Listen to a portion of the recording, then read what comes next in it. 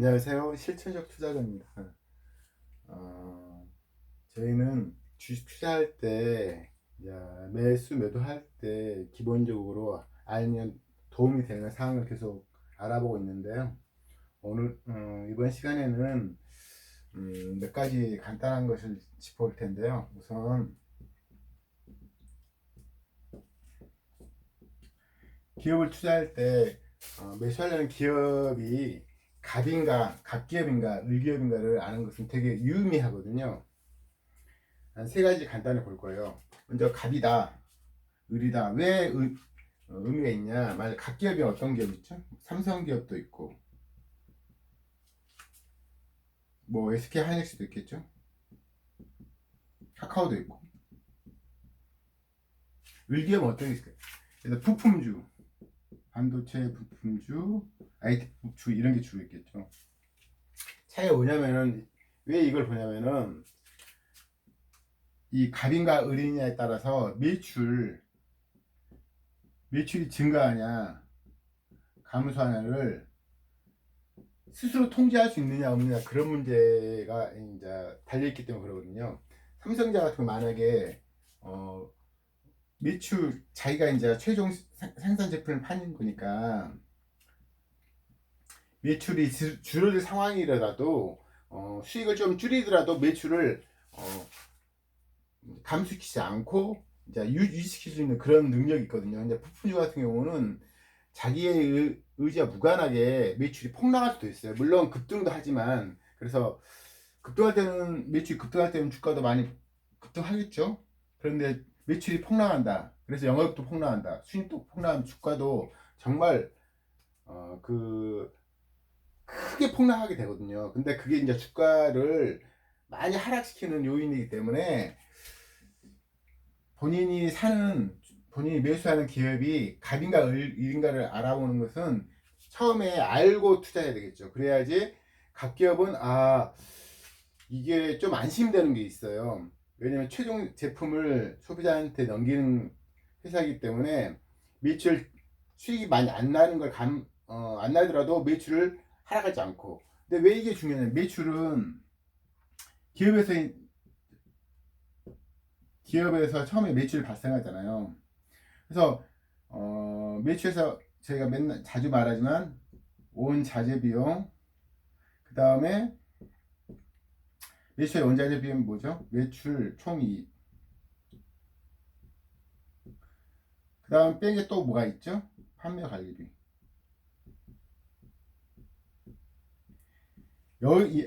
이걸 뺀 게 영업이익이잖아요. 근데 여기서 이 판매 관리비에서 고정적인 성격이 있어요. 그러니까 매출이 줄더라 하더라도 이 판매 관리를 줄 수 없는 게 있거든요. 그 중에 이제 판매 관리 가장 큰 비중이 있는 인건비 있잖아요. 인건비 같은 경우는 매출이 줄더라도 갑자기 이제 회사 직원들을 해직할 수는 없잖아요. 해고할 수는 없기 때문에 이거 고정적이란 말이죠.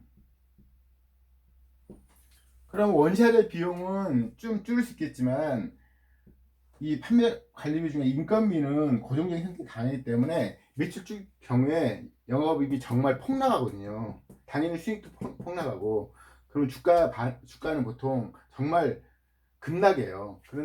그래서 삼성기업이나 SK하이닉스, 카카오 이런 종목은 매출을 줄이지 않고 안 남기는 장사를 할 수가 있어요. 근데 부품주 같은 경우 하도 업체 같은 경우는 진짜 매출이 폭락하게 돼요. 근데 인건비를 못 줄이기 때문에 영업이 폭락하기 때문에 주가도 정말 급락하는 경우가 꽤 많거든요. 그래서 이게 되게 중요해요.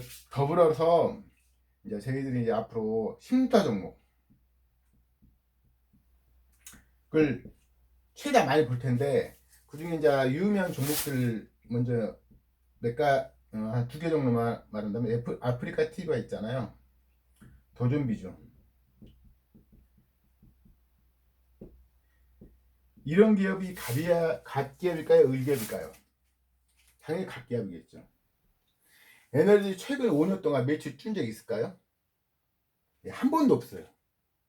쉽게 말해서 10년차를 저희가 삼성전자 종목을 사고 싶잖아요. 매출 줄지 않은 기업을 사는 게 1순위예요, 1순위. 근데 매출 줄지 않은 기업은 거의 다 갑기예요. 그래서 저희는 처음에 매매를 할 때, 매수를 할 때 이제 심리사 종목을 갖고 싶잖아요. 그러면 갑인가 을인가를 구분할 필요가 있어요, 먼저. 그래서 첫 번째는 갑기업인가 을기업인가를 보는 게 가장 중요하다고 할 수 있고요.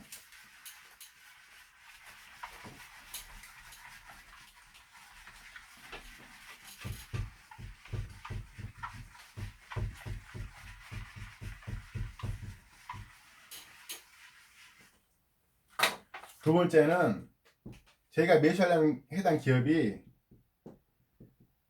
수출도, 향후에 수출도 할 수 있는 건가, 이걸 보는 게 되게 중요하거든요.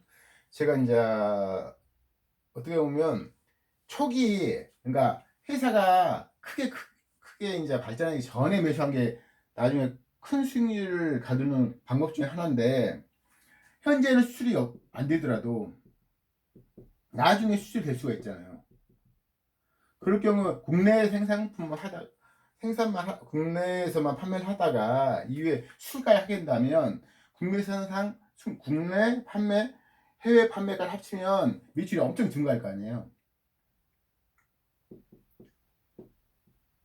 그래서 저희가 매수하는 해당 기업이 수출할 수 있는 건 향후에, 저희가 보면 이 제약주 같은 경우도 국내 생산만 해서는 큰 수익이 안 되잖아요. 최근에 급등한 종목들 보면 수출하면서 매출이 폭발하거든요. 당연히 매출 폭발하면 특별한 경우 아닌 이상 매출 폭등하면 당연히 영업이 폭등해요. 물론 일정 기간 증가 안 하는 경우도 있겠죠. 판매 관리비를 많이 쓴 그런 와중에는.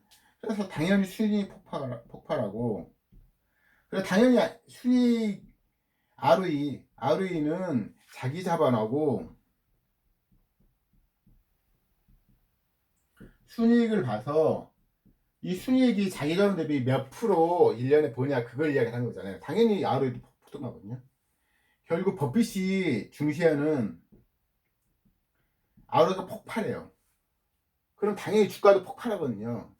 그래서 저희가 매수하려는 기업이 수출 가능성이 있다.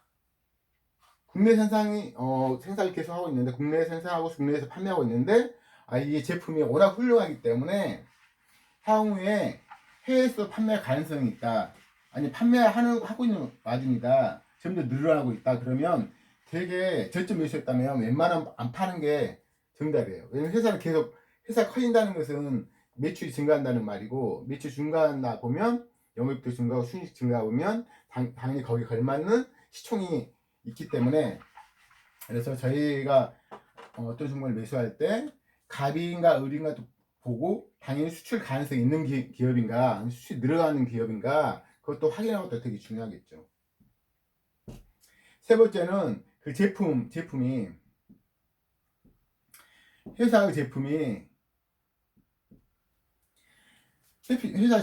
저희가 이제 살 수 있는 소비자, 그러니까 투자자인 저희가 소비자가 될 수 있는 기업인가. 이게 왜 중요하냐면은, 일테면 삼성은 스마트폰은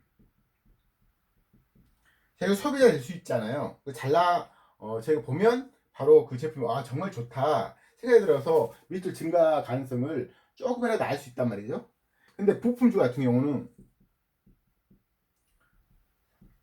삼성전자 제품에 들어가는 부품주를 저희가 확인을 못 하잖아요.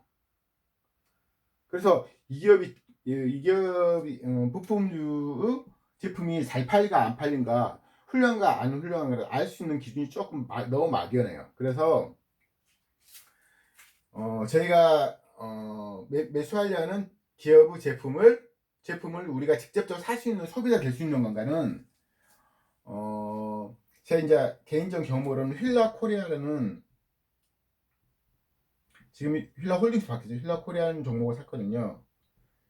산 이후에 매장 가서 ABC 마트나 그런 매장 가서 뭐 진열 때 그게 늘어난가 아니면 위치가 좀 좋아진가 이런 거 확인하면서 수익을 낸 적이 있거든요. 그래서 저희가 매수하는 기업이 갓기업과 을기업과 보도 되게 중요하고 매출 가능성도 수출 가능한가 이것도 그런 것도 되게 중요하고 그 회사 제품을 저희가 소비자 될 수 있는 건가 이걸 그런 기업이 아닌가를 확인하고 사면 나중에 결국 일정 기간 홀딩해야 되잖아요. 홀딩 시 아 아직까지는 이 회사 제품이 더 증가할 확률이 높다 이것을 알 수 있는 거거든요. 근데 결국 갑인가 을인가 아니 수출 가능성 제품을 저희가 회사 제품에 대해서 저희가 소비할 수 있는 이건 결국 매출의 변화를 어느 정도 추정할 수 있는 그런 근거이거든요. 결국 기업이라는 것은 매출이 커지고 그러면서 영업도 증가하고 그다음 순이익도 증가하면서 회사가 크면 클수록 거의 걸만시청을 이루는 게 기정사실화 된 거니까 그래서 세 가지를 유의하게 보는 게 중요한 것 같습니다. 저희가 이제 간단한 걸 계속 보고 있는데요. 그걸 일정한 동영상을 몇 개 만들지 정확히 모르겠지만 만든 다음에 그걸 바탕으로 저희가 종목을 하나하나 보면서 예전에 제가 설명했던 내용을 이제 직접 대입시키는 과정을 밟으려고 합니다. 아무튼 오늘 아무튼 이걸 항상 염두에 두면 좀 더 주식시장이 좀 직접적으로 그러구나 이해되는 부분이 많을 것 같습니다.